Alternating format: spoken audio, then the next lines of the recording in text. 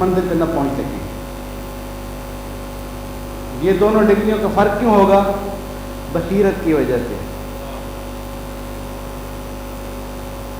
بصیرت، معرفت فقط علم سے نہیں آتی ہے، اس کے ایک اور مظہر ہے. علم سے جو چیز آتی ہے وہ اطلاعات آتی ہیں، ان اطلاعات کو استعمال کرنا ہوتا ہے بصیرت حاصل کرنے کے لیے. یہ اطلاعات کتابوں سے بھی حاصل کی جا سکتی ہیں، سن کی بھی حاصل کی جا سکتی ہیں. ان اطلاعات کو کون استعمال کر رہا ہے بصیرت کے لیے، یہ شرط ہوتی ہے. فقط بات کی حد تک نہ رہ جائے. ایک واقعہ نقل کرتا ہوں کہ آپ سمجھ جائیں گے کہ ان پڑھ بھی ہو سکتا ہے اور صاحب بصیرت بھی ہو سکتا ہے. ایران کا ایک واقعہ ہے، بہت پرانا بھی نہیں ہے، موجودہ واقعات میں سے ایک واقعہ ہے. قاضی کربلائی جو آزاد ایران جا چکے ہیں، ان کو پتہ ہوگا کہ اس حرم مسلموں کے برابر کی جو کوئی آنٹی ہے وہ روڈ جو جاتا ہے خیابان یعنی قریب، اس روڈ کے اوپر قبرستان کو ملاؤ کہلاتا ہے. اس قبرستان کی ایک شخصیت ہے، حرم کے بالکل نزدیک قبرستان ہے. اس وقت میں نے عرض کیا نا کہ واقعہ بہت پرانا نہیں ہے. اس وقت اس قبر کا مجاور ان کا اپنا بیٹا ہے بلافا، بہت بڑا پرانا نہیں، بیٹا پرندہ ہے. قاضی کربلائی ایران کے دیہات میں رہتا ہے، قوم کے بغیر بالکل ان پڑھ ہے، کچھ نہیں جانتا، دیہاتی ہے اور کھیتی باڑی کا کام کرتا ہے، کسان کھیتی باڑی کا کام کرتا ہے. یہ قاضی کربلائی ہے ان پڑھ، غربت اپنی عروج کے ہے، اندر واقع عروج کے ہیں، لیکن اندر سے بہت پاک ہے، بہت صاف ہے. جو کچھ اس نے فرمان اہل بیت اور قرآن سن لیا ہے وہ اس کا پابند ہو گیا. وہ جو کچھ سنا اس نے علماء سے، علماء یہ کہتے ہیں یہ حلال یہ حرام، وہ اس نے اپنے آپ پر لاگو کر لیا. اب وہ کھیتی باڑی کرتا ہے، کسان ہے، مالک جس کی زمین ہے اس سے کہتا ہے کہ میں گندم سے زکوٰۃ ضرور نکالوں گا. وہ کہتا ہے کہ گندم سے زکوٰۃ کی کون سی چیزوں میں فرق ہے، زکوٰۃ نکالوں گا. ایک وقت سناتے رہتے ہیں موجود مدد نہ آئے گا، بولنے کی بات نہیں، انہوں نے قرآن سنایا تھا، خدا کا فرمان ہے، میں زکوٰۃ نہیں نکالنے دوں گا. میں آپ کی زمین پہ ہاتھ بھی نہیں چلاتا ہوں، کچھ نہیں کروں، کسی اور سے نہیں ڈھونڈتا ہوں، کسی اور صاحب کے پاس جائے آپ مجھے اپنی زمین دے، میں کھیتی باڑی کرتی ہوں، لیکن میں زکوٰۃ نہیں ڈالوں گا. لیکن یہاں پر ہوتا ہے 99% افراد زکوٰۃ نہیں نکالتے ہیں، کچھ شاید ملتے ہیں ہمیں، ایک اکثر نہیں نکالتی ہیں. ایک آدمی کو بھی مل گیا، ایک آدمی زکوٰۃ نکال لینا، کیونکہ جب تک زکوٰۃ نہیں نکلے گی میں گندم کو گھر بھی لے کے پہلے حلال کروں گا پھر استعمال کروں گا. گندم کے اوپر زکوٰۃ واجب، آپ کو زکوٰۃ جو ہے 9 چیزوں کے اوپر واجب ہے. میں نے گندم ہے،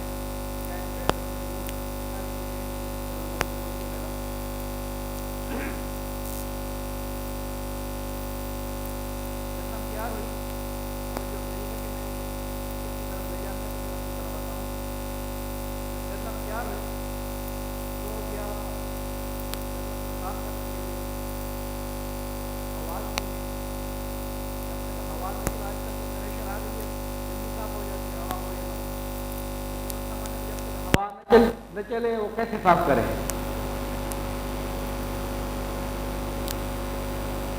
وہ سارا دن انتظار کرتا رہا کہ ہوا چلے تو میں کچھ نہ کچھ صفائی کروں، گندم صاف کروں.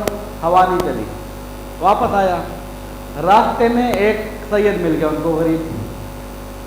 ہر سال وہ اپنی گندم سے زکوٰۃ دیتا تھا، پہلے سادات کو دیتا تھا، غریبوں کو دیتا تھا، مسکینوں کو دیتا تھا، پھر گھر لے کر آتا تھا. سید نے کہا قادم کربلائی کا نام ہے قادم کربلائی، کربلا کی زیارتیں کر چکا ہے۔ قادم ہمارا حصہ کہاں ہے؟ قادم نے کہا کہ قبلہ بات یہ ہے کہ ہوا ہے نہیں، میں نے گندم صاف ہی نہیں کی، کیا کروں؟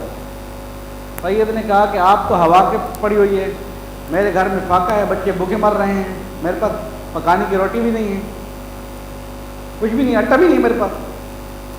قادم کربلائی کا اگر یہ حالت ہے تو میں دوبارہ جاتا ہوں، ہاتھ سے جتنی بھی صاف کر سکوں تھوڑی سی، آپ کی روٹی جتنی تو تیار کر لوں گا میں۔ وہ واپس چلا جاتا ہے۔ دوپہر عروج پہ ہے، گرمی عروج پہ ہے، دوپہر ہے، 2-3 بجے ٹائم ہو رہا ہے، اب یہ تھک گیا۔ وہاں پر ایک امام زادہ ہے ان کے گاؤں میں، تھک کے تھوڑا سا سانس لینے کے لیے امام زادے کے مقبرے میں جا کے بیٹھ جاتا ہے۔ توجہ کیجیے گا، یہ موضوع ہے۔ امام زادے کی قبر پہ بیٹھتا ہے، دیکھتا ہے کہ 2 افراد ہیں، وہ داخل ہوتے ہیں زری میں، روضے میں داخل ہوتے ہیں امام زادے کے، اور قادم کربلائی سے خطاب کرتے ہیں کہ بتاؤ یہ اطراف میں کیا لکھا ہوا ہے؟ قادم کربلائی نے کہا کہ بھائی مجھے تو نہیں پتہ، میں تو پڑھنے نہیں آتا ہے، کیا مجھے کیا پتہ کیا لکھا ہوا ہے؟ کوئی اچھی چیز لکھی ہوگی، دعا لکھی ہوگی، قرآن لکھا ہوگا، مجھے تو نہیں پتہ کیا لکھا ہوگا۔ میں کہا نہیں، پڑھ کے دکھاؤ۔ مجھے نہیں آتا پڑھنا، میں کیسے پڑھوں؟ ان میں سے ایک آدمی نے، جن کو وہ جانتا نہیں ہے، اس کو سینے سے ملایا، دبایا سینے سے، آنکھوں پہ ہاتھ پھیرا، کہا پڑھ کے دکھاؤ کیا ہے۔ اس نے جیسے دیکھا پڑھنا شروع کیا، یاسین والقرآن الحکیم انک لمن المرسلین۔ اطراف میں سورہ یاسین لکھی ہوئی ہے، ساری نے پڑھ کے سنا دی۔ قادم کربلائی کہتے ہیں کہ جب میں اس کو سورہ یاسین کو پڑھتا رہا، جب میں ادھر پہنچا دیکھا کہ وہ دونوں جا چکے ہیں، میں تو اپنے کام میں مصروف ہو گیا، وہ جا چکے تھے۔ اب میں جلدی جلدی بہ رہے دیکھوں کہ وہ کون ہے، لیکن وہ افراد مجھے نظر نہیں ہے۔ یہ بات مشہور ہو گئی۔ یہ جب واپس آیا اپنے گھر گاؤں میں تو مولوی صاحب سے کہتا ہے کہ میں قرآن پڑھنا جانتا ہوں۔ مولوی صاحب نے کہا کہ دلیل کیا ہے قرآن پڑھنے جاتے ہیں؟ نے کہا مجھ سے امتحان لے لیں۔ مولوی صاحب نے قرآن پڑھا، کھولا، اس نے پڑھنا شروع کیا، دوسرا صفحہ پڑھنا شروع کیا، تیسرا صفحہ پڑھنا شروع کیا۔ بات مشہور ہو گئی کہ بھئی تو باقی قرآن پڑھ رہا ہے کہ اس کو کچھ بھی تو نہیں آتا تھا۔ آپ کے معاصرین علماء میں سے نام سنا ہوگا آپ نے، آیت اللہ علامہ سید شہاب الدین مرعشی نجفی، بہت بڑا کتاب خانہ ہے قوم کے اندر ان کا، جس کے اندر 4.5 لاکھ کتاب چھپی ہوئی اور 80,000 کتاب ہاتھ کے مخطوطے موجود ہے اس کے اندر، بہت عظیم کتاب خانہ ہے۔ آغا شہاب الدین مرعشی کو جب اطلاع ملی کہ یہ آدمی کے بارے میں معروف ہو گیا کہ قرآن پڑھنا جانتا ہے اور اس کو اجازی طور پر قرآن یاد کروایا گیا ہے، تو آغا شہاب الدین مرعشی نے ان کو بلوایا کہ قوم آ جاؤ، آدمی بھیجا قوم آ جاؤ، اور جب قوم آئے تو شہاب الدین مرعشی نے فرمایا کہ قرآن پڑھو۔ قرآن پڑھنا شروع کیا۔ پھر آغا مرعشی نے ایک عربی کتاب اٹھائی، عربی کتاب اٹھانے کے بعد کہا بتاؤ قرآن پڑھو۔ عربی کتاب میں جہاں پر کوئی استدلال کے طور پر، حوالے کے طور پر آیت قرآن آتی ہے، باقی تو ساری عربی ہوتی ہے دوسری، لیکن لکھنے میں تو کوئی فرق نہیں آئے گا۔ تو وہ کیا کرتا تھا، یہ قرآن ہے، یہ قرآن ہے، یہ قرآن ہے، باقی اندھیرا ہے۔ آغا مرعشی دوسرا صفحہ لوٹتے تھے، دکھاؤ، مگر یہ قرآن ہے، یہ قرآن ہے، یہ قرآن ہے، باقی اندھیرا ہے۔ مختلف جگہ پر جب امتحان لیا گیا اس قسم کی کتابوں سے، تو آغا مرعشی نے ان سے پوچھا کہ تمہیں کیسے پتہ چلتا ہے؟ اتنی جلدی تو شاید ہم مولوی بھی نہ پہچان سکیں کہ آیت قرآن کہاں پر ہے، آپ کو کیسے پتہ چل جاتا ہے؟ تو انہوں نے کہا کہ میرے سامنے قرآن لائٹ مارتا ہے، نور چمکتا ہے میرے سامنے۔ درود بر محمد والی۔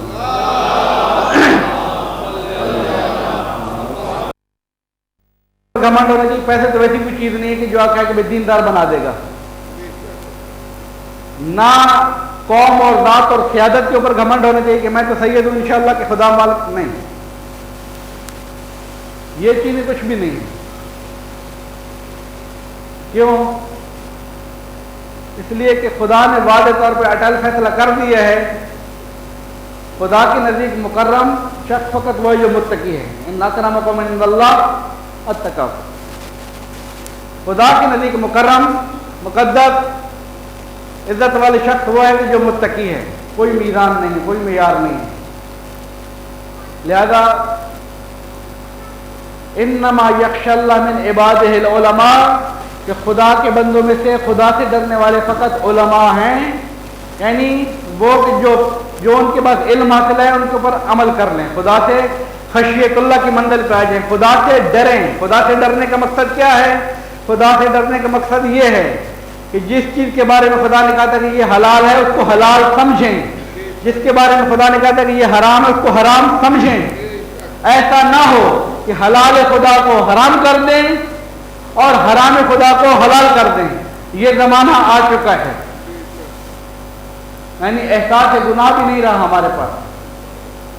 میں نے کل وعدہ کیا تھا کہ ہم مقدمے کے بغیر اپنے موضوع پہ آئیں گے اور میں آ رہا ہوں. ابھی بر صغیر کے اندر تشیع کے مدافعین, تشیع کے خدمت گزاران کون ہیں؟ یہ مکتب اہل بیت ہمیں کیسے ملا ہے؟ یہ عزاداری ہمیں کیسے ملی ہے؟ یہ ہم نمازیں پڑھ رہے ہیں, نمازیں کب شروع ہوئی ہیں؟ اسلام میں تو جب سے اسلام آیا نماز شروع ہوئی, لیکن شیعوں کی نماز کب سے شروع ہوئی ہے؟ میں نے کل مقدمے کے طور پر عرض کیا تھا میر مخدوم شریفی اسماعیل ثانی کے استاد نے کتاب لکھی تھی نواقض الروافض. شیعوں کی رد میں نواقض الروافض نامی کتاب لکھی تھی. وہ کتاب ہندوستان آئی. فضل ابن روزبہان نے کتاب لکھی ہے ابطال الباطل, 9ویں صدی 10ویں صدی ہجری میں وہ کتاب ہندوستان آئی. ابن حجر مکی نے کتاب لکھی ہے سوائق مورکہ, وہ کتاب ہندوستان آئی. یہ کتابیں جب ہندوستان میں آئیں شیعوں کے اوپر ناطقہ بند ہو رہا تھا. سارے شیعوں کے خلاف کتابیں ہیں, شبہات ہیں, اشکالات ہیں, مذہب شیعوں کو ختم کرنے کی ساری کوششیں ہیں. شیعوں کے اوپر ناطقہ علمی بند ہو رہا تھا. تائین کے عبداللہ خان ازبک نے حملہ کیا. محمد رستم داری نے خط لکھا. شیعوں کا وہ خط ہندوستان پہنچا. اب وہ 12 صفحے کا خط ہے. شیعہ ہر محفل میں لے کے جاتے ہیں. تمہارے مفتیوں نے ہمارے ایک خط کا جواب نہیں دیا ہے, کون سے نظر کے اوپر فخر کر رہے ہو؟ یہ وہ زمانہ ہے اکبر کی حکومت قائم ہو چکی ہے اور اہل سنت کے بڑے بڑے علماء شیعت کے خلاف زہر اگل رہے ہیں. اکبر سے پہلے ہمایوں ہے, زمانہ ہمایوں کا بھی اکبر کے بعد والد. ہمایوں کی داستان تو میں نے پڑھی نہیں کہ ہمایوں کیسے آیا تھا ایران سے, 13 سال ایران میں رہا, ایران سے افراد لے کر آیا. وہ ساری باداستانی کا علیحدہ ہے, وہ موضوع علیحدہ ہے. دشمنی تشیع کی میں بات کرنا چاہتا ہوں کہ اندازہ آپ لگا سکتے ہیں. ایک سید بزرگوار ہے سید محمد راجو, سید محمد راجو نقوی خان سید بزرگوار ہے, نقوی ہیں. لیے میں دفن ہے, پنجاب کے لیے میں. ان کے نام سے علاقہ معروف ہے راجن شاہ. سید محمد راجو معروف ہے راجن شاہ, انہی کے نام سے علاقہ معروف ہو گئے ہیں, وہاں دفن ہے. سید محمد راجو کو جب ہمایوں کے پاس جا رہے تھے, ہمایوں کا جو وزیر تھا اس نے ہمایوں کو مشورہ دیا. ہمایوں چاہتا تھا کہ میں سید محمد راجو کا استقبال کروں, اولاد رسول ہے, عالم ہے, میں استقبال کرنے جاؤں. نے کہا کہ آپ اس کا استقبال نہیں کیجیے گا. کیوں نہیں کیجیے گا؟ اس لیے کہ آپ بادشاہ ہیں، اگر سید محمد راجو کا استقبال ہو گیا بادشاہ کی طرف سے تو مذہب شیعہ رائج ہو جائے گا۔ وہ شیعہ ہے، وہ تو علمی طور پہ شیعہ ہے، وہ تو اپنے آپ کو چھپاتا نہیں ہے۔ تو بادشاہ اگر ایک شیعہ عالم کا استقبال کرے تو مذہب شیعہ کے رائج ہونے کے خطرات بہت زیادہ ہیں، لہذا آپ استقبال پہ نہیں جائیں گے۔ میں نے کہا ٹھیک ہے، نہیں جاؤں گا۔ یہ وزیر خواب دیکھتا ہے کہ مجھے اطلاع ملی ہے، داستان بہت محترم، میں صرف اس کی داستان نہیں پڑھ رہا ہوں، اس جملے کی طرف آ رہا ہوں۔ داستان خواب دیکھتا ہے کہ سرور اعظم تشریف فرمائیں، یہ سرور اعظم کی خدمت میں جانا چاہتے ہیں، رسول اعظم کی خدمت میں۔ سرور اعظم منہ پھیر لیتے ہیں، کہتے ہیں یا رسول اللہ میں نے کیا گناہ کیا ہے، میری کیا تقصیر ہے، آپ مجھ سے کیوں منہ پھیر رہے ہیں؟ اس نے کہا کہ تم نے میرے بیٹے کا استقبال نہیں ہونے دیا ہے، تم سبب بنے ہو، تم نے ہمیں خون کے آنسو رلائے ہیں، میرا بیٹا غمگین ہے، میں تمہیں کیسے اپنے منہ لگا سکتا ہوں، نکل یہ میری بارگاہ سے۔ یہ مقدمہ میں کیوں پیش کر رہا ہوں کہ آپ اندازہ لگا سکتے ہیں کہ شیعت کے بارے میں کیا سوچ ہے۔ محمد حسین آزاد اپنی کتاب دربار اکبری موجود ہے، مارکیٹ میں موجود ہے، ہمارے جا کے مطالعہ کریں۔ پہلے شیعت کی وضعیت دیکھیں، شیعت کا ماحول دیکھیں، پھر میں آگے بڑھتا ہوں۔ ہم کہاں پر پہنچے ہوئے ہیں دشمن کی نگاہ میں، ہمارا کردار کیا ہے؟ شیعہ تو ہیں وہاں پر، لیکن جو تھوڑے بہت موجود ہیں ان کا کردار کیا ہے؟ ہمارے لیے مولا نے فرمایا تھا کونوا لنا زینا ولا تکونوا لنا شینا، ہمارے لیے سبب زینت بنو، ایسا کردار ادا کرو کہ سبب زینت بنو، سبب ذلت نہ بنو کہ لوگ کہیں ایسے ہوتے ہیں علی والے، یہ ہے مذہب اہل بیت۔ اگر مذہب اہل بیت کسی کا نام ہے تو ہمارے اس مذہب سے توبہ ہے۔ یہ کردار ہمارا ہوگا، توہین مذہب اہل بیت کی ہوگی۔ ہم سمبل ہیں، نمونہ ہیں مذہب اہل بیت کے پیش کرنے کے۔ شیعہ کیسے ہوتے ہیں؟ آج کل یہ تبلیغی جماعت جو کرتی ہے کام، شیعہ سے جو متنفر کرتے ہیں تو تبلیغی ٹولے کس طرح لے جاتے ہیں، سندھ کے ان دیہاتوں میں لے کے جاتے ہیں جہاں پر علم کے نیچے جو ہے وہ گھوٹا چل رہا ہوتا ہے، یہ ہے شیعت۔ وہ کہتے ہیں اگر یہ شیعت ہے پھر تو ہم شیعہ نہیں بن رہے ہیں۔ کردار دکھاتے ہیں شیعوں کا، وہ علی کا نعرہ لگا رہتے ہیں، وہ شیعہ سمجھ کے پیش کر رہے ہوتے ہیں، یہ لوگ متنفر ہو رہے ہوتے ہیں۔ دربار اکبری محمد حسین آزاد 1910 میں انتقال کر گئے ہیں، کربلا گاہ میں شام ان کی قبر ہے۔ بہت بڑا دانشور ہے شیعوں کا، بہت بڑا محقق ہے، پروفیسر ہے، کئی کتابوں کا مصنف ہے۔ آپ کے کراچی سے آغا فرقی اہل سنت کے محقق ہیں، انہوں نے محمد حسین آزاد پر پی ایچ ڈی کی ہے، سنیوں نے محمد حسین آزاد پر پی ایچ ڈی کی ہے، 2 جلدوں میں کتاب چھاپی ہے۔ اس نے لکھا ہے اگرچہ محمد حسین آزاد مذہب کے طور پر، فرقے کے طور پر شیعہ اثنا عشری ہے، لیکن چونکہ اردو ادب کا بابا ہے میں اس کے اوپر پی ایچ ڈی کروں گا۔ ہم نہیں جانتے محمد حسین آزاد کون ہے، مخالف جانتے ہیں، وہ پی ایچ ڈی بھی کر رہے ہیں، ہم نام سے بھی واقف نہیں ہیں۔ محمد حسین آزاد نے کتاب لکھی دربار اکبری، اس کے اندر ایک واقعہ لکھا ہے جو میرا موضوع شاہد ہے، شاید مثال کے طور پہ پیش کرنا چاہتا ہوں۔ محمد حسین آزاد فرماتے ہیں اکبر کے زمانے میں ایک دوست نے دوسرے دوست سے کہا آج کل میں مسجد میں نہیں دیکھتا ہوں، کیا وجہ ہے؟ میں آپ کو مسجد میں نہیں دیکھتا ہوں، کیا وجہ ہے؟ وہ دوست ناراض ہو گیا، اس سے دوست ناراض ہو گیا۔ बात चीत बंद हो गई। वो परेशान हो गए, मेरा दोस्त मुझसे क्यों नाराज है।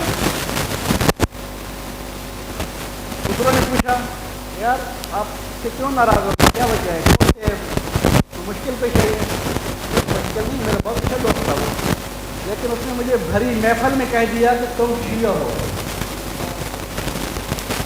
भरी महफल में कहा तुम शिया, और ये तो मत न बर्दाश्त नहीं कर। कब कहा यार, हम भी तो बैठे थे वहां पर, कब कहा कि तुम शिया हो। उसने कहा मगर उसने मुझे नहीं कहा तो मस्जिद में क्यों नहीं आते हो। मैंने कहा शियों की अलामत है जो मस्जिद में लगे बैठे।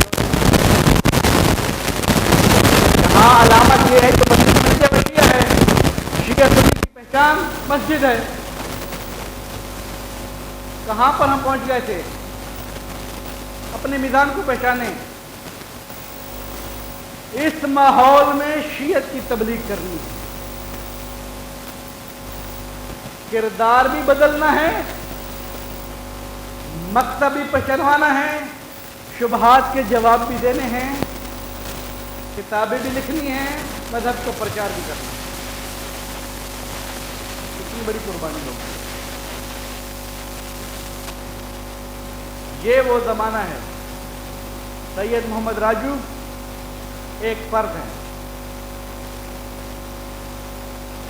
सैयद मोहम्मद राजू मजालिसुल मोमिनीन में काजी नूरुल शुस्त्री ने सैयद मोहम्मद राजू के बारे में लिखा है कि सैयद मोहम्मद राजू से बार बार कहते थे, सैयद सरदार थोड़ा हाथ हल्का रखिए, इस तरीका ठीक नहीं है, आप अलनी तौर पर जो है वो मजहब का प्रचार कर रहे हैं, हालात खराब हैं, किसी दिन मार दिए जाओगे।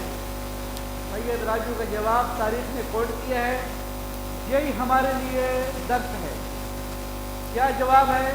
सैयद राजू जवाब देते हैं, मेरे आबा अजदाद, नकवी सैयद हैं वो, नकवी सदात तो हमेशा से शिया रहे हैं।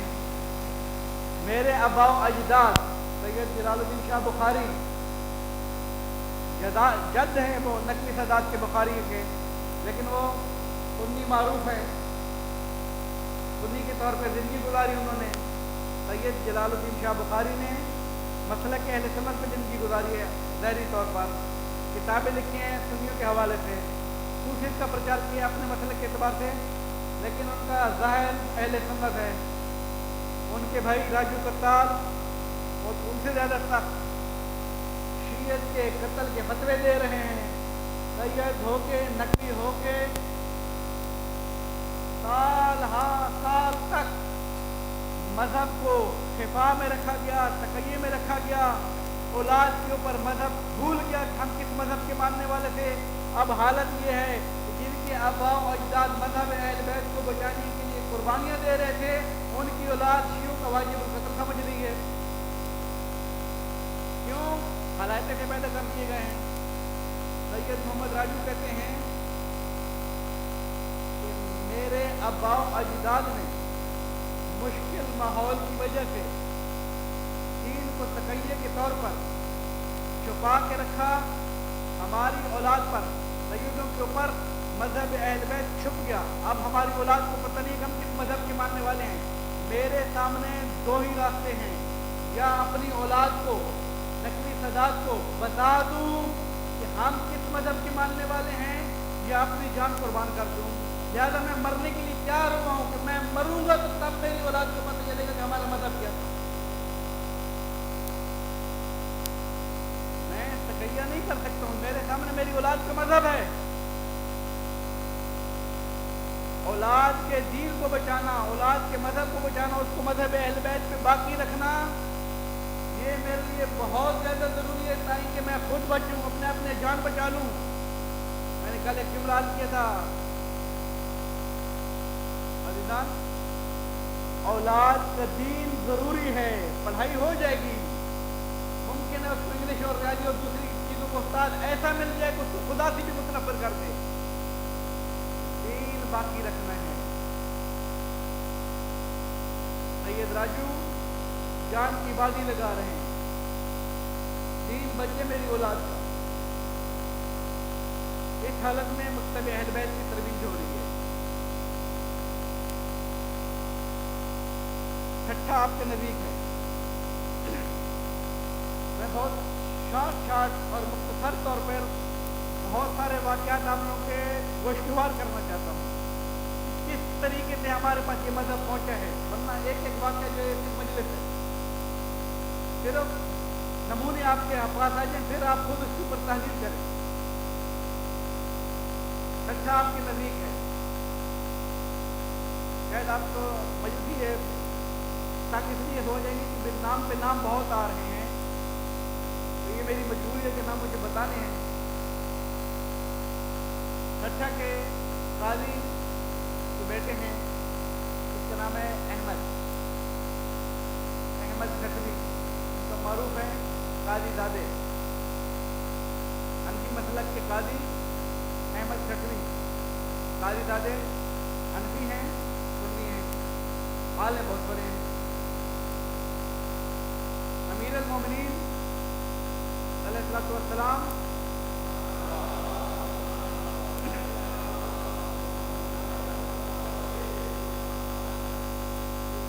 احمد کھٹوی کے خواب میں آتے ہیں اور آ کے کہتے ہیں کہ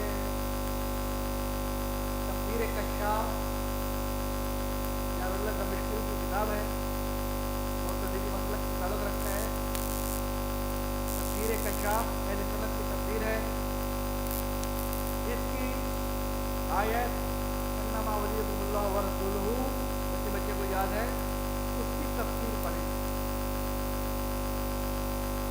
صبح اٹھتا ہے، اپنے والد کی لائبریری میں جاتا ہے کہ تفسیر کشاف دیکھیں، تفسیر کشاف وہاں پر موجود نہیں ہے۔ چھٹا علم کا شہر ہے، علمی مرکز ہے چھٹا، دوسری لائبریری میں گیا، تفسیر کشاف نہیں ملی، کیا کروں، تفسیر کشاف میں مولا نے حکم تو دیا لیکن میں ڈھونڈوں کہاں سے۔ توجہ عزیز رحمت توجہ رکھیے گا کہ میں عرض یہ کرنا چاہتا ہوں کہ آپ آگے بڑھیں، ہدایت کے راستے کھلتے جائیں گے، بڑھنا ہماری ذمہ داری ہے۔ کربلا کے میدان میں 30,000 کا لشکر تھا، روایتیں تو بہت ہیں، 6,000 سے لے کر 2 کروڑ کے روایات، لیکن جو روایت صحیح امام باقر علیہ السلام نے پیش کی ہے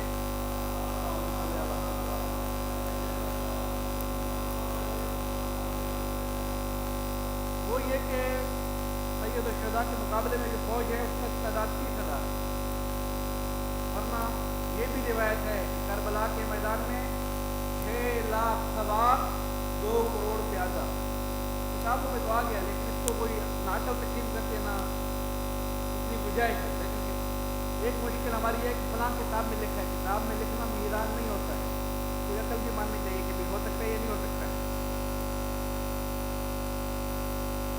بہرحال یہ ایک علیحدہ موضوع ہے۔ 30,000 کی فوج میں حق کی طرف آنے کی